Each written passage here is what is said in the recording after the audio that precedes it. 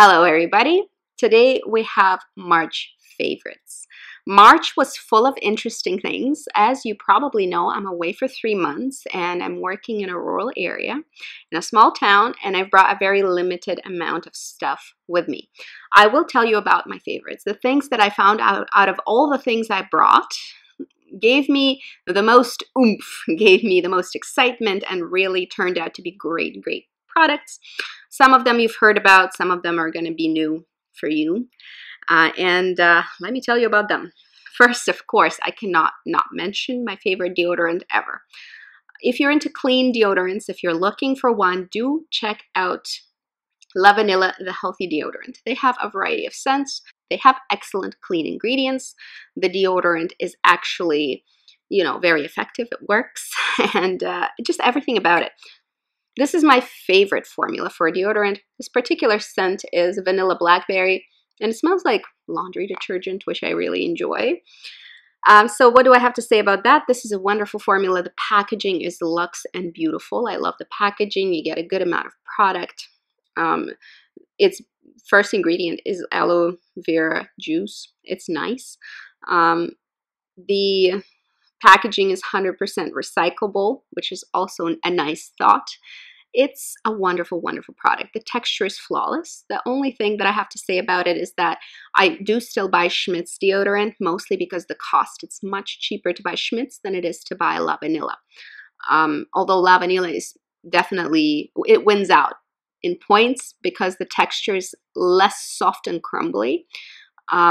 Schmidt's is a little bit creamier, which might work better for some people, but for me, I really like the beautiful firm texture, and it's not as messy around the nozzle, which, Schmidt's can be a little bit messier in general, and the packaging is not quite as luxe, but Schmidt's is much cheaper, so they're both my favorites.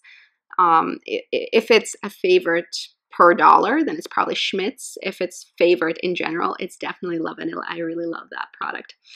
Then we have skincare. First, I have to mention this toner, and you can see I've already dented it quite heavily.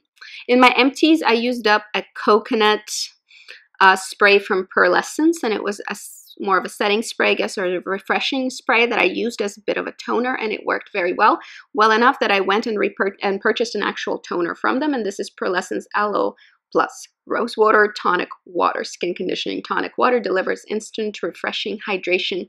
I really enjoy this. This worked very well for me. It's, rose-based toner.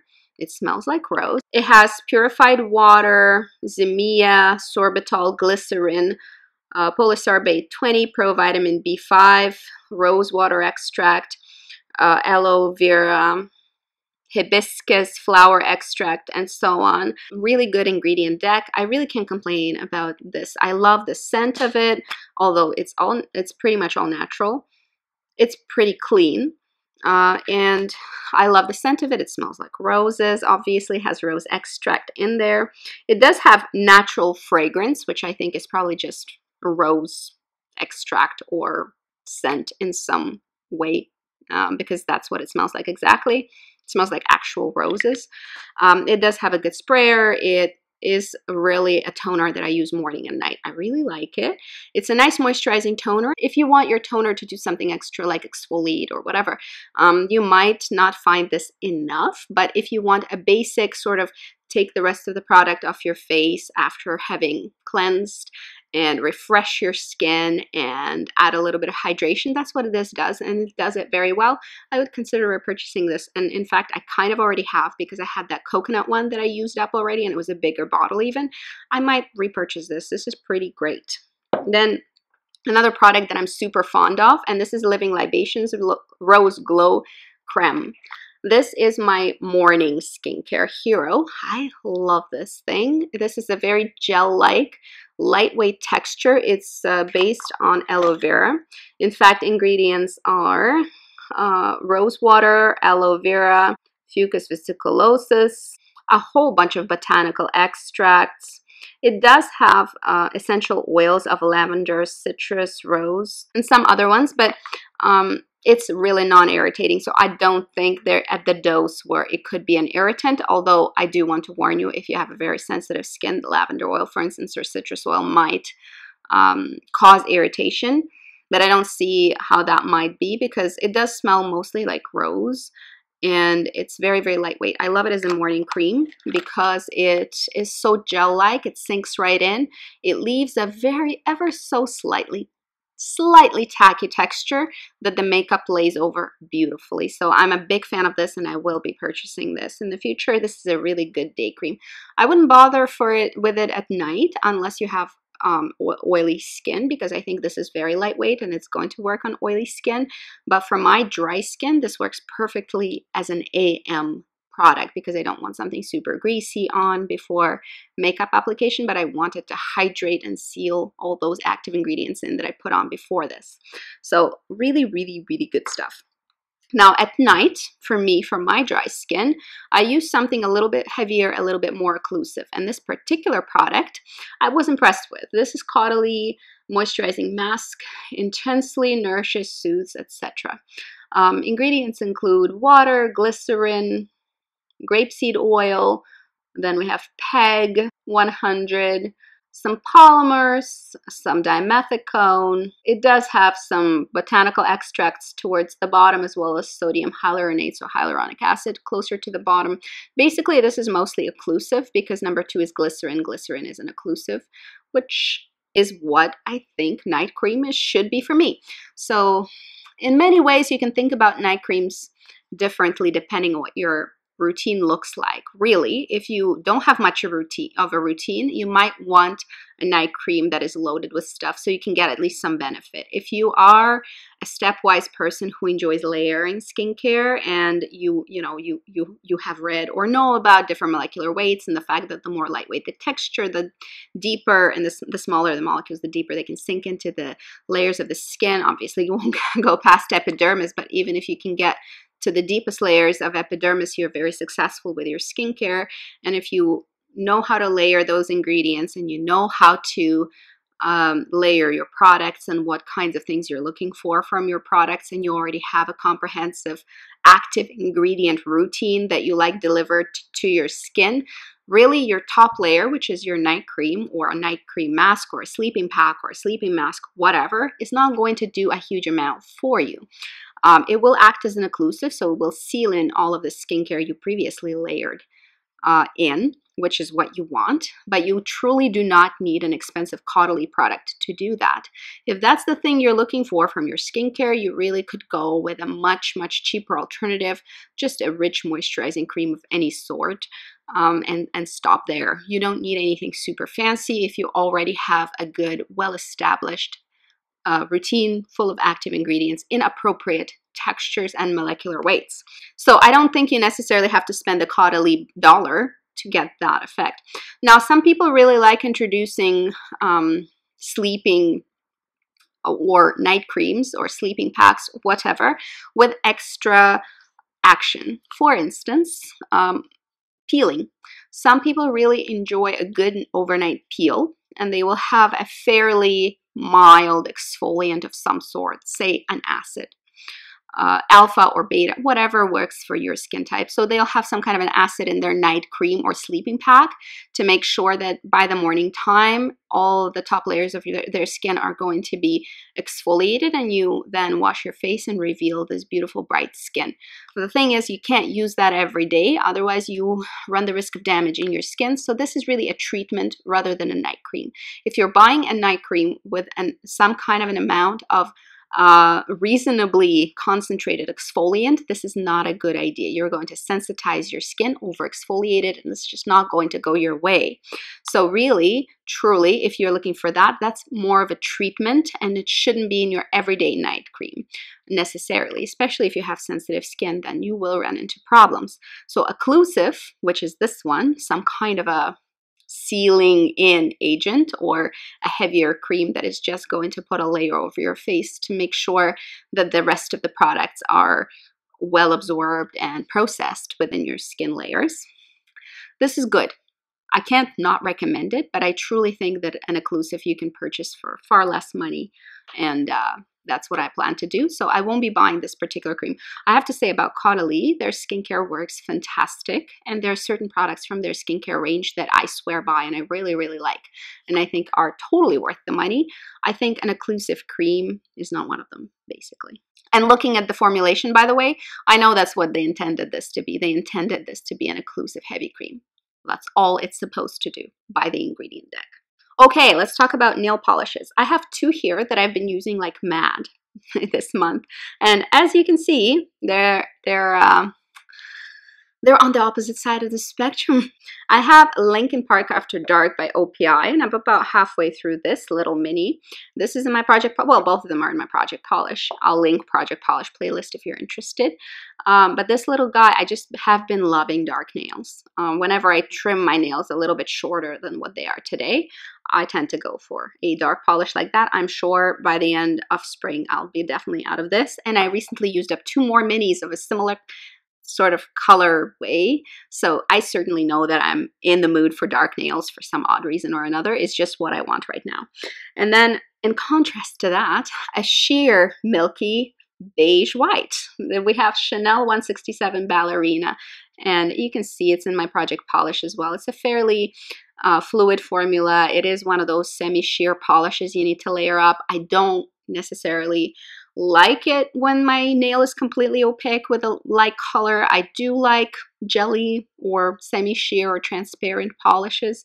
So this is right up my alley. It's very beautiful, very sophisticated. I kind of like making it a little less sophisticated by layering either a very gentle glitter or a flaky over top of it.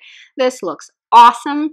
I enjoy it tremendously, although I thought I'd probably get rid of it initially when I just included it in Project Polish, but then I realized it's sheer and it's supposed to be, and I love sheer, and sheer is okay.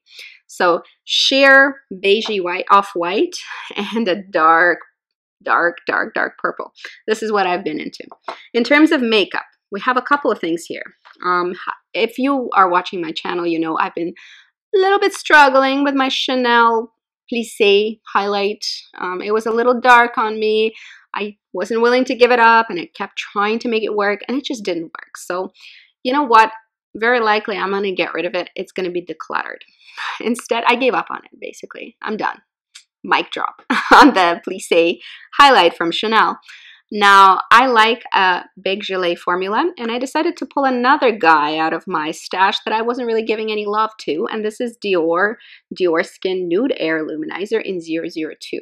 If you have fair skin tone, well, they have a variety of luminizers, so you know, if you don't have fair skin tone, you can still find stuff that works for you. But given that I'm fair, this is the one that I picked out and I think is perfect for me. You can see that I already put not a dent into it, but I started wearing down the embossing because I've been really enjoying it. Obviously, it is on me today, so you can, you know, observe and judge for yourself what you think of the glow. I think it's beautiful. The color really suits my skin tone, and like I said, they have a variety of shades, so I'm pretty certain you'll be able to find something no matter what skin tone you are. And it is a baked gelée consistency. It is hard. It's not crumbly. It's absolutely beautiful. Boom. This is a fat swatch, but you know, you can share it out and make it pretty tame, or you can layer it up and make it as bam as you want. And today, I mean, I've been wearing it all day, but it's on my cheeks and it's on my lids as well. It's an easy pick, and it's so good. Unfortunately, I won't be repurchasing because I'm transitioning to clean beauty, but while I have it, I'm going to enjoy it, and it's at like a million light years better than the Chanel Plissé. So here's a teaching point. Here's a learning point for all of us. You know what? No matter how expensive a makeup product, don't try to make it work if it just doesn't work. The tone was wrong for me. It was too beige. It was a little dark. It was just wrong for me. And I knew right away when I started wearing this was right. The other one I could make work, but I was never fond of it. This one I love. Then I am working with a shadow palette. It's a quad from Chanel, and it's called Les Quatre Ombres 232 Tisse Venitien. And this is the colorway, and this makes me so happy. I really pulled it out because I've dyed my hair a new color, as you can see. So it's slightly grayish. Maybe there's like seafoam green hiding in there. And I just thought to myself, hey, why not pull an eyeshadow palette that will look fantastic with your hair color right now. When I go for caramel or warmer colors, this does not look quite the same, but with this cool toned thing that I have going on right now, I figured this is the time. Like, this is a great match. Plus, it just screams transitional, like winter to spring. I put it in my project pan. I am totally going to try and pan it as much as possible. And the colorway is just, it's just so lovely. And it sits really well with the rest of my wardrobe. It goes with the gray tones that I mostly wear. I'm actually a big fan of gray clothing. Dirt doesn't show up. They wash up nicely. If you stain them, they generally don't show as much issue, and also goes with everything. So gray is probably my favorite color in clothing to wear right now. Grays and beiges. And this, I think, will look very good with grays. So I'm quite excited. I think this is a good pick, and I've been really enjoying it, reaching for it. I'm wearing it as my liner today. I think it's fabulous. Not today, but like in general, I think the palette is really good. And then I have this, which has been hanging out in the back of my drawer for a while, and I decided to bring it out with me to play with it, to have fun with it, and it's been awesome. This is CoverFX Custom Enhancer Drops in Halo. At first when I bought it, I was like, meh, this doesn't have much of an impact as a highlighter. It's a little dull, and it's a little too blue, a little purpley blue. I'm not really sure what to do with this, and now I know what to do with this for it to be amazing on my skin. I have to say, a preface to this product review is obviously the fact that you have to be of a certain skin tone for it to do what it does for me. Basically, my spiel is going to be you need to be probably of a cooler skin tone for this to look fantastic. I think it's transparent enough for you to be able to pull it off no matter what skin depth you have, no matter how deep your skin is. You probably can wear it in small amounts just like I do, and for it to do what it does for me. But I think if you have very yellow skin tone, very warm skin tone, you might run into trouble with this looking gray and weird. If you have neutral to cool, the cooler the skin tone, the more you can wear this in terms of amounts. So this is a purple blue shifting product, and it does sheer out into something quite transparent. I just want to show you, mostly because I did mention that it's going to look fine on you if you're cooler but darker, and it will, because look, there's not really pigment to it. There's no glitter or shimmer, but it does have this blue flash. And I don't think it's going to go ashy because it's meant to be worn, as I realize now, in a very, very sheer, luminizing way. So if you have cool skin tone, that can really brighten you up. Maybe if you're yellow toned, you can have a little sallowness lifted with something like that. So if you like the effect that maybe backup priming filter can do in terms of this slight color correction and light diffusion, if you like that, then this particular halo, that kind of gives you that, except now you can mix it with any primer that you enjoy, and it's going to work out for your skin type no matter what skin type you have. I like to mix it either with this one, the Nude by Nature primer, or also I mix it with a Hint Beauty primer, and it creates that luminescent, slightly cool reflect that is very, very undetectable on skin and looks great. Sometimes if I want even more of that luminosity in terms of this blue corrective, blue shifting glow, what I will do is apply a drop or two, a drop usually, less than a drop, very, very tiny amount, to my fingertips, and I massage the product into my fingertips, and then I tap it very lightly into the highlighting areas of my face, and it looks great. Again, you get that slightly lifted, slightly cool correction in terms of slightly blue, slightly lilac shift. And you really can't detect it on skin because it's not shimmery. The glow is just a very gentle, gentle glow. So, interesting use of this product. And I haven't seen a lot of people talk about it. It is a weird product to use, but I believe with the use of this, you can make any primer work for you as a backup priming filter. And I've tried a sample of that, and I think the look is the same as you get by adding a tiny amount of this. So also probably quite cost effective, and you can add it to your favorite primer. It mixes well with anything. The last product that I wanted to mention today is a brush. And I don't talk about brushes often, but I think this little guy deserves a spotlight today. It is Glowbuki from Ecotools. I am very impressed with the quality of Ecotools brushes. I think if you're on a hunt for, you know, cruelty-free, decent quality drugstore priced brushes, Ecotools is hard to beat. And I've been thinking to myself that maybe I like Ecotools even a little bit better possibly than Real Techniques. They really produce a similar level of quality, but I think Ecotools are doing a good job with their recent releases, doing stuff that is a little bit more user-friendly than what Real Techniques have been doing. They've been putting together cheap little mini sets for some reason. I don't know what that's about, but Ecotools have this guy out, and this is a really, really fun little contraption because it is very soft, it's well put together, it doesn't shed, all of the things that you know Ecotools to be good at, and it is good, but the shape, the cut of this brush is so cool, interesting, and flawless. And if you know me, you know I like a more targeted application of product. I don't like those huge brushes that kind of hit everything because I don't powder my entire face. This, though, is different. Although it's large and it has a large surface area, and you can certainly use it to cover a large surface area. Look at that.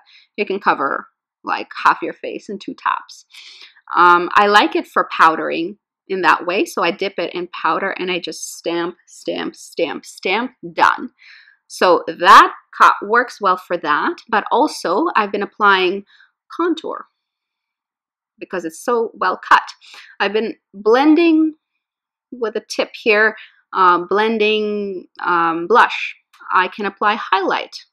So I can really use a multitude of surfaces of this little guy, and that's the genius construction of it. I think this is great, especially I'm here, I don't have all of my brushes with me, I have only a few, and this made the cut to come with me because it is just so multi-purpose. You can really use it for a ton of things, like maybe not eyeshadows, but other than that, pretty much anything face related you can do with this kabuki. I think it's very well designed, very good cut, good quality, soft, all of that you expect from Ecotools. But the design of this brush I think is brilliant, and it does feel quite luxe. It feels like it came from a boutique. It feels nice in the hand. It's easy to handle. The handle is well designed, but it also has this luxe factor that I do enjoy in products, especially it's nice to get from a drugstore product. It certainly feels well made. So totally recommend if you want a kabuki, but you don't know where to get one. I think this shape is genius and you need to check it out from Ecotools. They're very, very, very smart about designing something like that. Very multi-purpose. Phew. So that's it for today. I hope it was fun for you to watch the favorites of this month and what I thought was worthy of mentioning, what I thought was worthy of bringing to you guys and sharing. And these are products that I absolutely enjoy and would recommend for sure because they're really quite great. That's it for today. See you guys later. Have a wonderful day. Good luck. Bye-bye.